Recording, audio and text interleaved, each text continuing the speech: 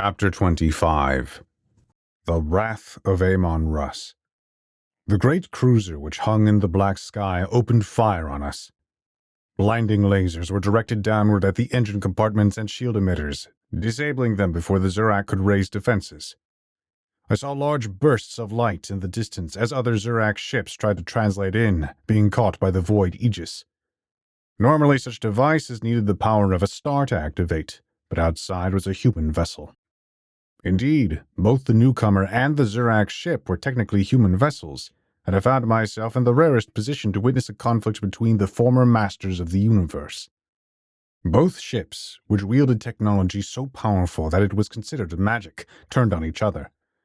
Strange turrets swiveled on the Zurak ship, and black holes opened up on the side of the gaunt human vessel. Caught by the gravimetric screens, the dark singularities were rent apart and bloomed into eerie explosions of abstracted matter. A huge cannon pointed towards us. I didn't have time to blink as 3 chromium shells were accelerated to near light speed. 2 disappeared into clouds of black smoke, protecting the Zurak ship. The third stopped just above our heads, held in place by some invisible force. The metal round, bigger than a shuttlecraft, struck something in slow motion. I saw a sea of fire well up above the palace, spreading wide and engulfing the barrier in orange flame. Whatever held the deadly inferno back seemed to shudder, and then the fire vanished. The 2 vessels pounded each other with the weapons of ancient wars, depleting their limited reserves for the last time.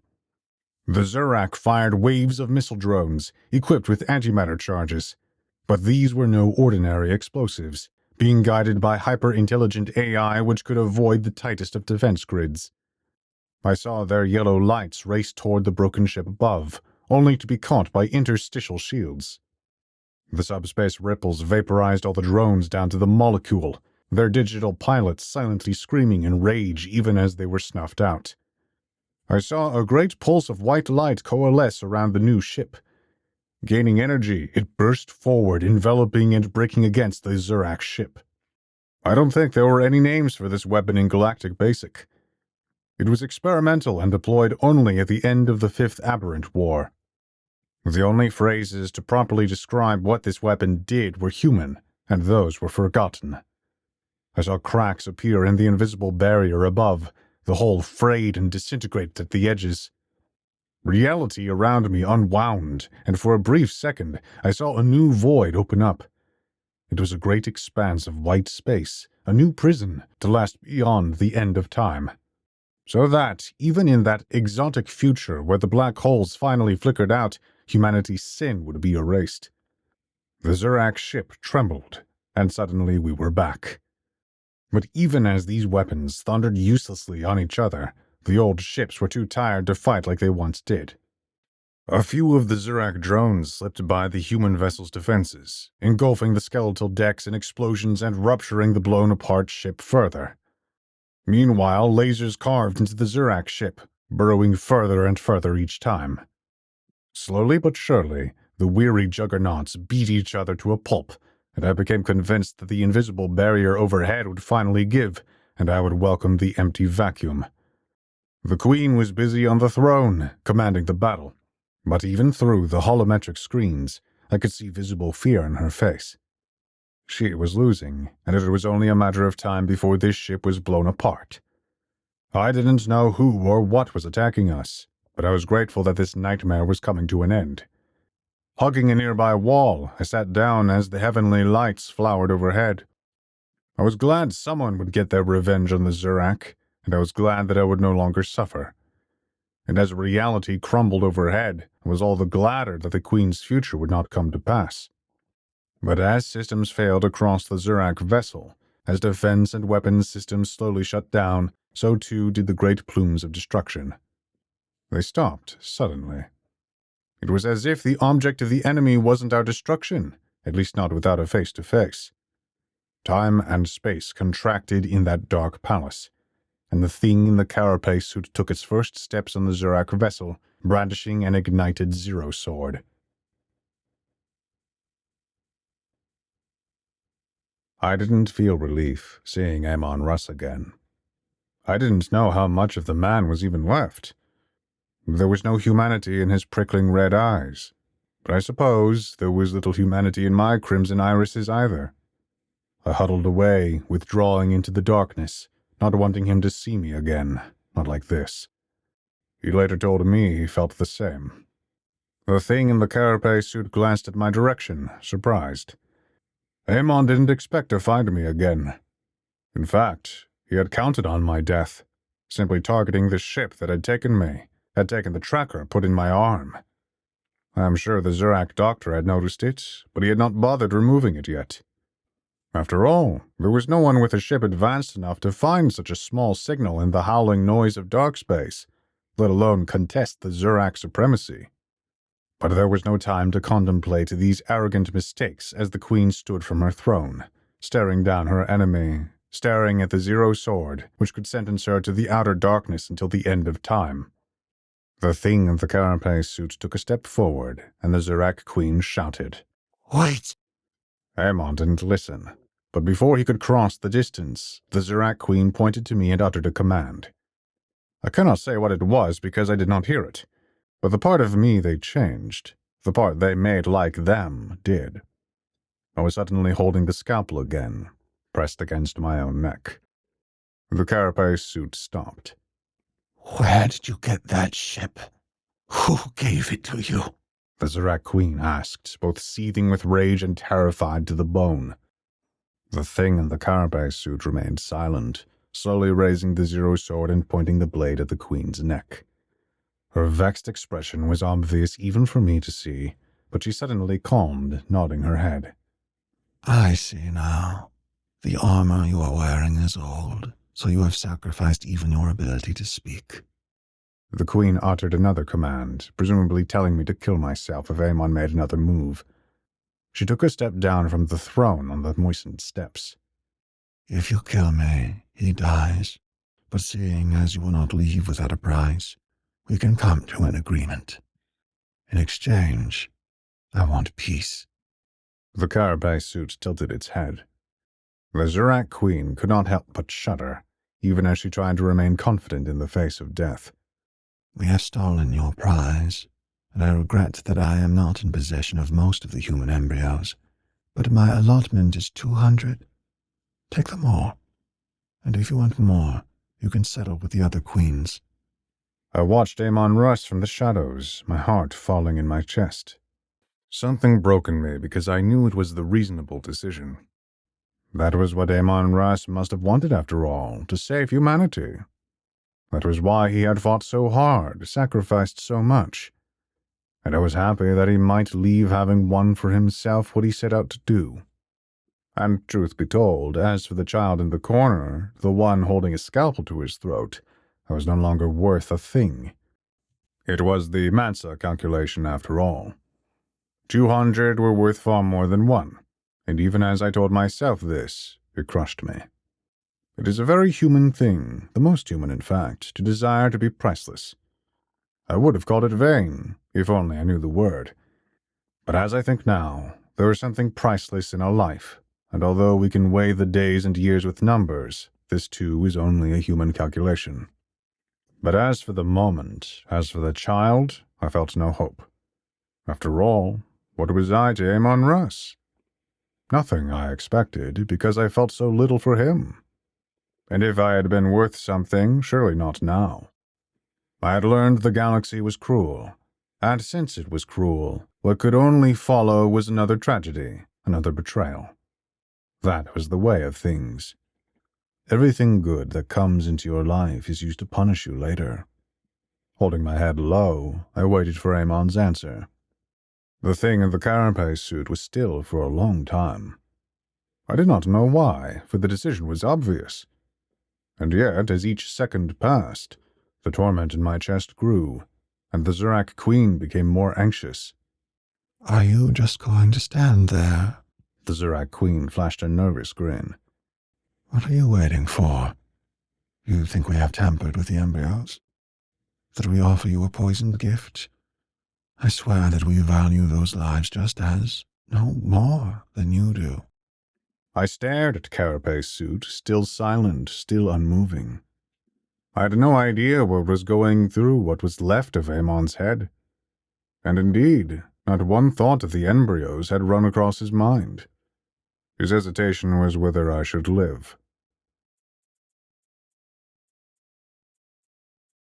In a way, these things come full circle, and as the truths of the galaxy were just settling into my mind, the old man had 600 years to learn the same lessons.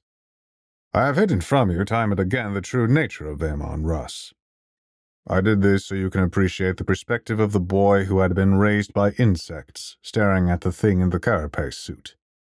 And now, as I write on the other end of history, I can no longer delay the perspective of the other set of eyes, of the warrior who lost everything.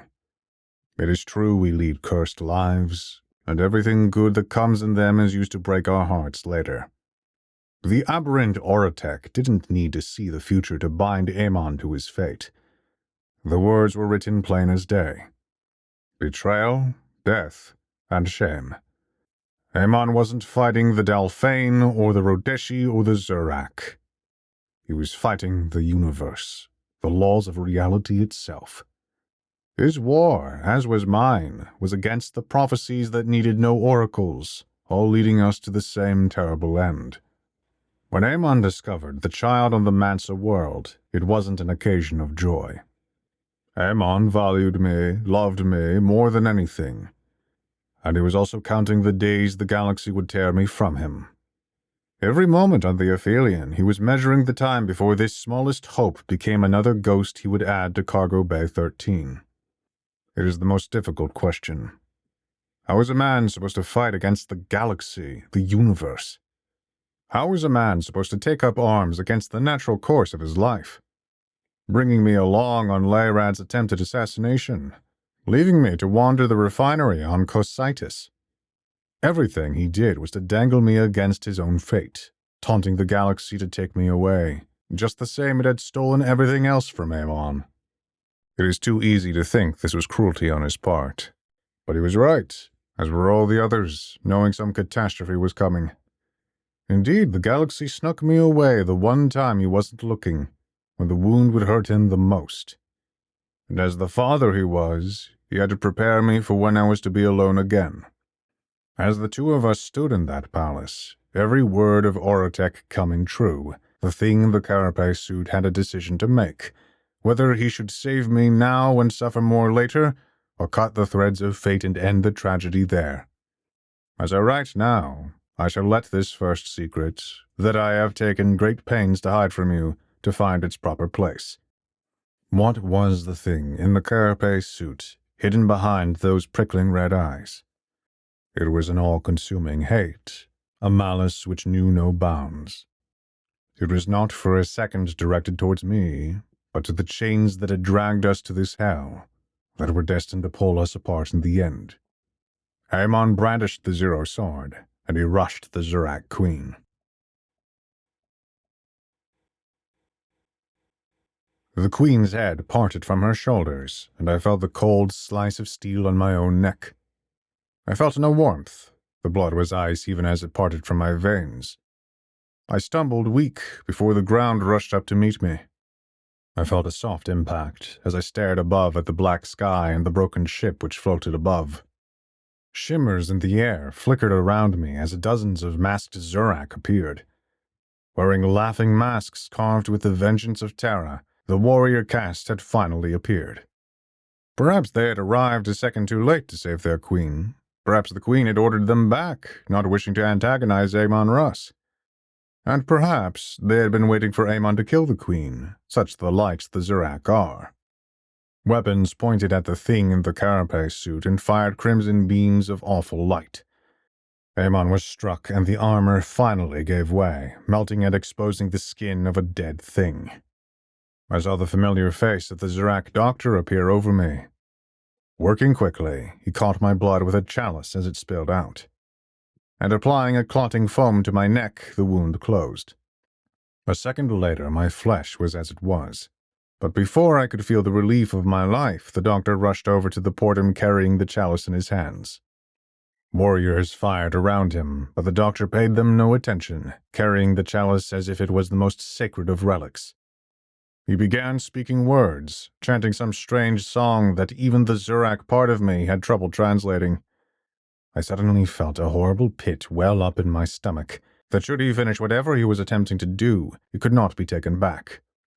And although I was weak, I rose to my feet and stumbled to the Zurak doctor. My vision was swimming, and I threw my hands in front of myself, trying to steady my shaking legs. I saw one of the Zurak warriors go down, the carapace suit rising from the broken body and drawing the zero sword from the warrior's heart. Amon's exposed skull reformed instantly, and a moment later was concealed by a black helm. Most of the warriors fired upon Amon, strikes which should have killed any mortal being. Amon cut them all down. Stumbling after the Zurak doctor, I only saw flashes of the fierce battle. I saw one of the warriors bisected, the zero sword effortlessly cleaving through as it did all things. I saw one of the Zurak hitting a headshot, blowing a large hole through Amon's skull. That did not deter the old man in the slightest, cutting through the warrior's torso with a single strike. My gaze was mostly fixated on the doctor as I weakly tried to catch up with him. My fingers uselessly tugged at the folds of his synth-leather clothing, even as he approached the edge of the portum, holding a goblet of my blood out for what was below. I tried several times to halt him, to slow the Zurak down, but my grasp was weak, and the doctor ignored me. Finally, I ran up and jumped for the chalice, hoping to pry the cup away from the doctor's hands. He simply raised it higher, just out of my reach. I was so weak that I could not try a second time. I called out to Amon in panic, hoping that he would stop what was about to take place. And indeed, the battlefield had fallen silent. The last of the Zurak warriors had fallen. The doctor only had a moment to process this as a black blur suddenly appeared next to him. The doctor gasped in terrible pain as a zero sword cleaved his arm off and the chalice spilled at the portum's edge, not a drop falling to below. But before I could relax in relief, the doctor had grabbed my arm as he fell into the portum. With his single remaining hand, he took me with him, and I was pulled over the edge. The Zurak doctor fell into the smoky film and disappeared through it, his remaining arm dragging me into that abyss. And with a strike of the zero sword, the pale flesh disappeared through the layer, never to be seen again. I flailed as I tipped over the edge, and Amon could only grab me by my chain necklace as I swung above the boundary, terrified of even one finger falling through. I thrashed for a long moment, but before Amon could pull me up, I felt a dark hand reach from the layer, and it took hold of my own. I screamed in terror at the thing drawing me in. Its grip was impossible to shake off, and its icy temperature burned my skin. I was yelling incoherently, crying and yet holding back tears so that not one drop would fall through. The black hand was pulling me, slowly but surely. Amon swiped at it with a zero sword, but this most powerful of weapons passed through harmlessly. Amon tried to activate his teleporter, using the last of his charges to get us away. It did nothing. My hand was centimeters away from the smoky lair, and soon I would be consumed just like the doctor. I cried for my father to save me. Amon made a split-second decision. I heard another swipe of the zero sword. There was no pain initially, my body too much in shock. I felt myself rise from the portum's edge, my right arm now ending in a bloody stump. Amon pulled me away, my right hand falling through the portum, falling through into that most distant of places. Before I had a moment to think, the teleporter finally activated, and we were gone.